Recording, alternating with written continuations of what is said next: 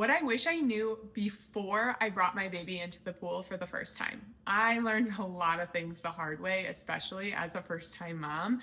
And over the years, we have learned a lot of things, especially related to summertime and swimming. And I'm gonna share those all with you because we need to support each other here as moms. First, and probably most importantly, is sunscreen. Babies should not be wearing sunscreen. Until they are 6 months old, they should have absolutely no sunscreen on. Their bodies are so sensitive to any type of toxic exposure, and sunscreen does have a lot of ingredients that we definitely don't want babies absorbing, even the natural kinds. When they get a little bit older and they are out in the sun, you can use a sunscreen, but I highly recommend opting for one like this brand that is completely natural, doesn't have artificial fragrances, doesn't use aerosols. It's just a much better option, especially when they're itty bitty. Like a 6-month-old is still so small. So make sure you're choosing a good brand that is reputable and really cares about the ingredients that they're using. Since they can't use sunscreen, you'll definitely want to invest in some coverage. Now, we have tried so many things in the past. I kid you not. I have probably tried like, I don't know, 15 different types of hats. This one is the GOAT, the winner of all of them. It is such a quick drying hat, which makes such a big difference when they're in the pool or in like dirt and sand and whatnot.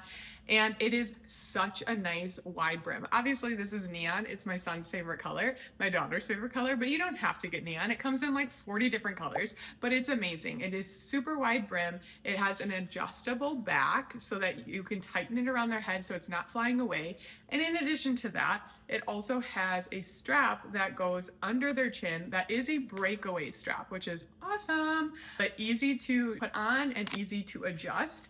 The actual head part is also really breathable. It has this like mesh liner. Highly recommend this one specifically. I will link it down below because I have tried so many other ones and they lose their shape or they don't dry really fast and then they end up being like waterlogged. They're just not good, or they're just not good coverage, or they don't fit well. Like we've had our fair share of problems. In addition to that, which is obviously covering the head, you want to make sure that you are covering the body. You obviously don't have to, especially once they're past 6 months. If you want to put sunscreen on them, more power to you, mama. I am trying to reduce the amount of sunscreen I have to put on my kids because it is a lot of work, especially like when you're at a resort in the Florida sun and you have to like lather it on them. It's time consuming and you do it every hour. Like the least that I have to do, the better. So I always get them full coverage suits. My daughter is 4 and she wears a long sleeve and then little pants. My son has a full pants and long sleeves. He barely needs any sunscreen. I just put it on his cheeks, which brings me to my next point, and probably the hardest lesson that we had to learn was that water reflects the sun. Now that sounds obvious, I get you.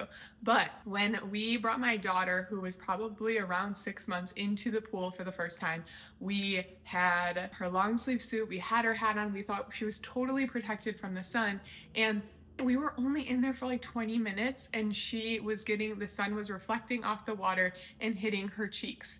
Now I posted this to social media and so many people were telling me other stories of like, yeah, we were sitting by the pool and the water was reflecting under the umbrella and getting my baby. Like when you're near a water source, you need to be careful of the reflection. I was blown away, like especially if you're on a boat or something, I can't even imagine. So definitely be careful. You want to, anything that is out and not covered, including the face, including the feet, make sure you're putting sunscreen or keeping them covered, completely covered, because it was horrible. We had to like, I hand expressed milk and rubbed it all over her cheeks and it was just awful. There's nothing worse than seeing your baby in pain. Another thing that I didn't think about with my first child is that public pools are not the best place to bring a young kid. Like there's kind of a reason why like 6 months is that age where their immune systems have like developed enough. And I didn't realize this. We brought my firstborn into pools all the time. I did it with my secondborn too, but I was very careful about it. Like, so that's something to consider. Like, obviously I just said I went against that recommendation, but I didn't even know. I didn't even think about it when I was a first-time mom. we didn't do it often, and when we did, we were like making sure to support his immune system, making sure he wasn't ingesting water in any way, because it really is, it's just like a germ factory, these pools, and there's also chemicals and chlorine in there that you don't want them ingesting, especially when they're so itty bitty and their systems are so like fragile. Related to that, swimming at a young age with like little babies, the thing you really have to pay attention to is their body temperature. Now they have a much harder time regulating and warming up their body temperature, so they're going to get cold a lot faster and it's going to be harder for them to warm up. So really short times in the pool is more than enough. If you are going to do pool, you really want to focus on like making sure that they get warm afterwards and like paying attention to see if there's any signs of being cold. Even now, my son is 2 and we just got back from Florida last week, which kind of inspired me to make this video in the first place.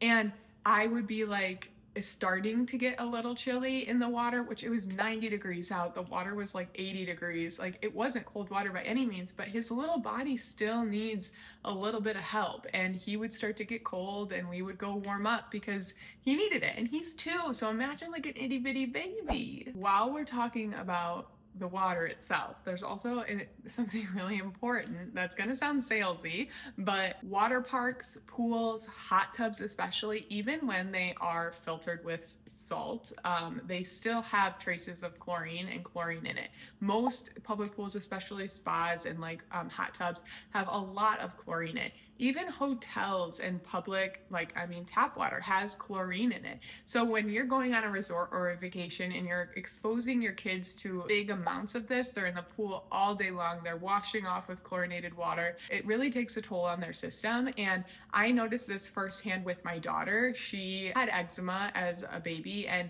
whenever we would go in any type of pool, it would get exacerbated. Like it was so bad. She would get these huge patches on her leg, and it was horrendous because we were on vacation, we were trying to have fun, she loved the pool, but then we were like, this is horrible, like we can't go in the pool if this is what it's going to cause. So I put in a lot of research and found out about vitamin C and how vitamin C is really good at neutralizing chlorine. And for a while we just made our own vitamin C spray and it was fine. But the problem with homemade vitamin C sprays, which you'll see, you can find them on the internet very easily, is that they're only potent and like actually work to neutralize chlorine for about a week, maybe 2 weeks, but like a full solid week you're good, and then it starts to like really lose its potency. So I found myself like, especially during the summer, making this every week. It's worse than making laundry detergent. I was like, this is ridiculous. Like I'm done buying the distilled water. I'm done. And then it occurred to me, if I have this problem, other people probably have this problem. So I actually spent a long time researching and developing a product called Chlorine Cleanse that neutralizes chlorine, and it actually has a very natural, safe preservative in it that makes it shelf stable for 2 months. So you could basically get the whole summer, whole vacation. You don't have to worry about remaking it. And all it is this little spray bottle. I just made this like 10 minutes ago, a new batch for a couple customers that purchased, and all you do is spray it directly on their skin and it's going to neutralize the chlorine. I get a ton of questions on how to apply it. The more you apply it, the better. You can use it as a protective barrier and spray them from head to toe before they get in the pool. You can spray them directly after. Typically, I like to have it at home. I spray them down right before we like shower off, because we typically shower off after the pool anyways. So yes, the chlorine is kind of sitting on their skin for like 10 minutes or 5 minutes when we're going up to the hotel room, but then I can really spray them down. We're not in a rush. I spray their hair so that it doesn't turn green. I spray their heads, their feet, their legs, everything. And what it does is it neutralizes the chlorine so that it can actually wash off. Because if you're just taking a shower and scrubbing with soap, the chlorine actually sticks and binds to your skin, to the sweat, to your hair, and it doesn't just rinse off in the shower, which is why you need a vitamin C spray to actually break those bonds and neutralize the chlorine so that it's no longer causing disruption. Because chlorine on your skin can not only cause, some stress on your internal like organs and working, but also it causes, dry skin and eczema and irritation.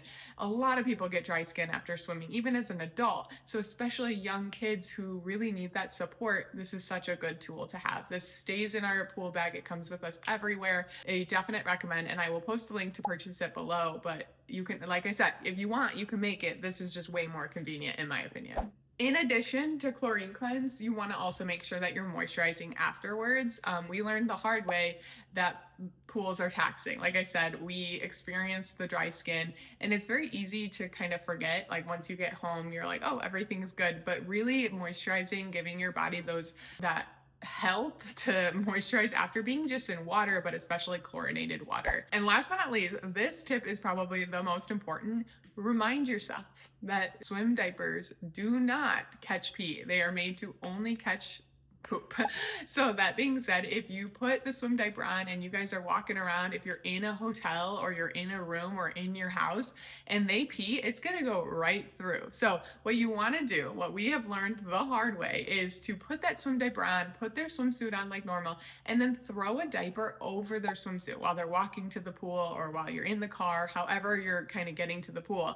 And then that way, if they do pee, it gets caught by the outer diaper. You take that off right before they go swimming, and that way they can go in. We've definitely been like horrified when my daughter was started to pee in an elevator, and we're like, no, don't pee in the elevator, like that's horrible. So yes, definitely put a diaper on the outside. Hopefully this was helpful. These are things that I wish someone would have just handed me, like a guidebook to, before your baby goes in the pool for the first time, make sure you know these random things, because you'll discover them as a parent eventually, but the sooner you know them, the better, kind of deal.